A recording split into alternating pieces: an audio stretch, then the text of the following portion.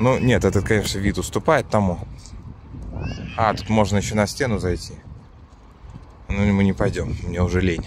Я устал. Я уже, да, хочу вот так же, как этот ребенок, сейчас уже закричать и к маме на ручки и вообще пойти спать днем. И чтобы скрип качелей меня разбудил и крики моих друзей со двора. И чтобы я потом побежал вечером гулять, как это всегда было. Башня Сунбэки. Очень старая. Падающая. Вот. Про нее узнаете конкретно? Ничего конкретно не знаю. Может, тут написано. А, тут, кстати говоря, имеется археологическая раскопка. Вот.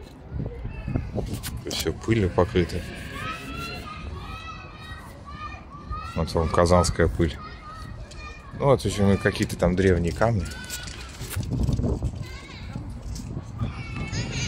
Кстати, Юлия Мусман того мнения, что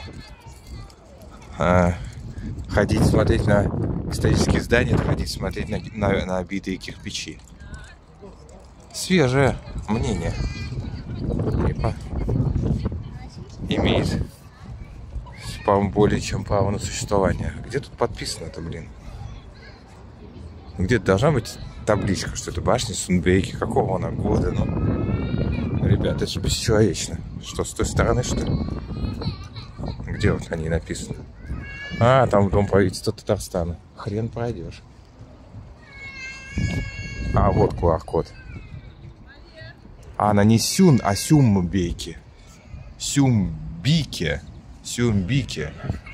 QR-код. Вот, знаете, считывайте, читайте.